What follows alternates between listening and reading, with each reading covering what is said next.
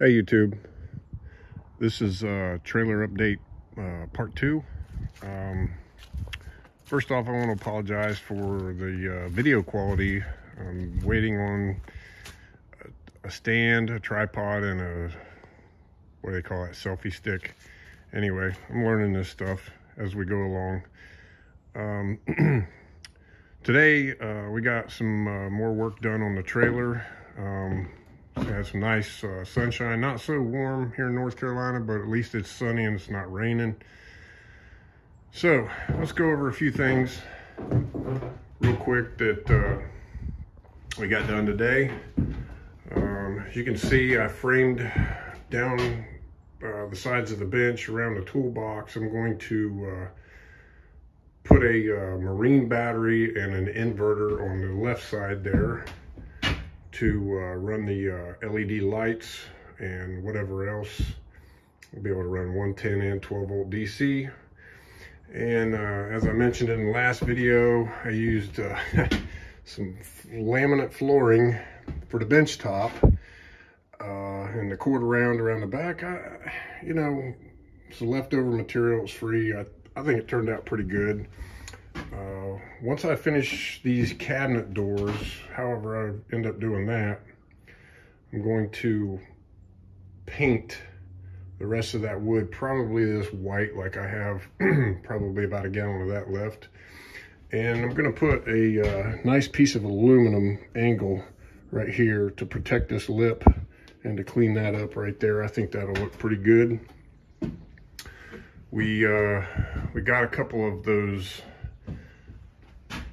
garage cabinets from Cobalt, from Lowe's actually. There's really not much to them. You just got storage in there. So of course the tongue of the trailer is high, so the doors are going to swing shut. But those were like $150 some a piece, so it's fairly inexpensive. We'll be able to store some stuff in there. Things I didn't mention before, I'm going to be hauling dirt bikes and four-wheelers depending on what we're into or what we're doing at that particular time. But I put this E-track down. This is really nice for tying down the four-wheelers. Of course, I painted the walls white. This thing was all unfinished plywood when I bought it. And you know, the floor's kind of dirty right now from running them four-wheelers in and out, but it's that garage epoxy with the stuff in it. You guys can see that. And of course, you've got all these tie-down attachments for straps. And along this left side wall here, I'm going to run another piece of that channel to on the side of the wall there to utilize those motorcycle chocks that lock into the E-channel, and we'll be able to line up probably 3 bikes right here and tie them down. Both of my bikes, of course, my 250, the 2012 250 will probably be quite a while before that one's ready to race, but the 450 will be done as soon as my suspension comes back. We'll take a look at that here in a minute. And my friend Sean Hoover's KX250, he's going to travel around with me to some races, so neither one of us have been on a bike in about 11 or 12 years, so not getting any younger. Decided I'll give it another go, have some fun, not try to whip the world, just get out there and do it and enjoy riding. But yeah, I think the trailer's you know, coming around pretty nice. Still got a lot of things to do. I'm going to run LED lights around the top of it.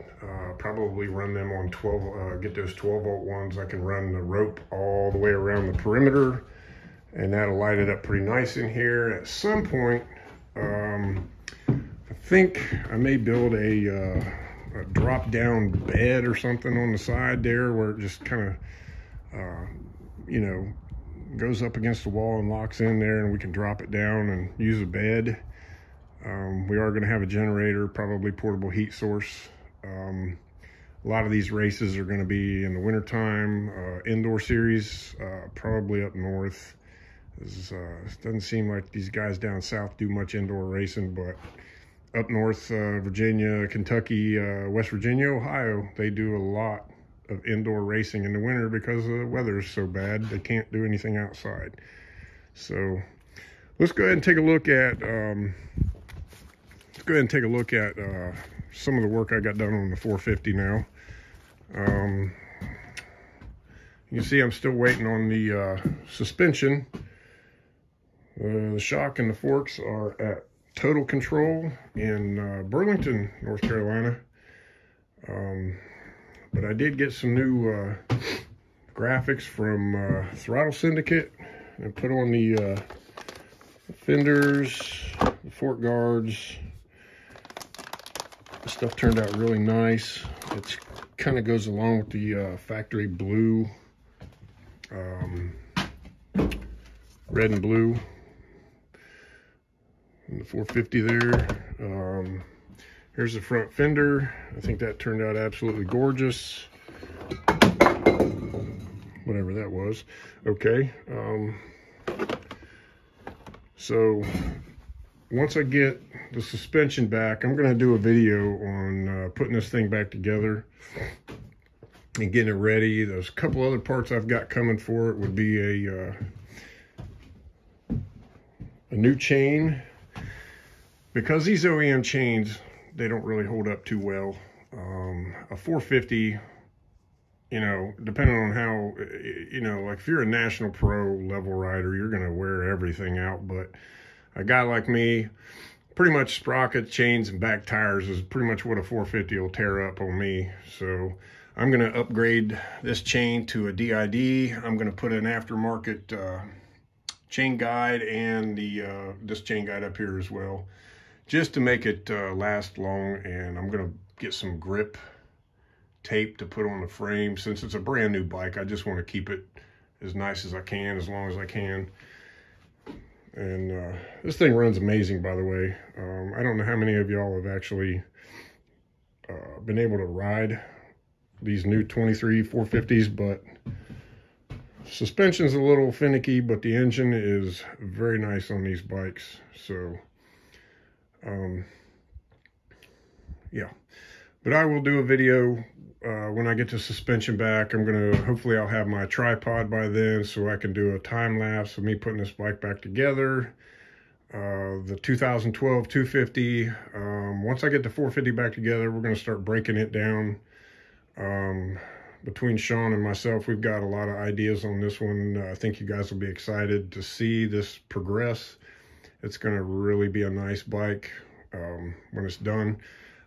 Future video, I'm going to showcase Sean's KX250. It really turned out beautiful. It's a 2002 that he completely restored, and it looks like a 2020 with that restyle kit on it, but it's an absolutely gorgeous bike, and no bolt was left untouched on that thing. So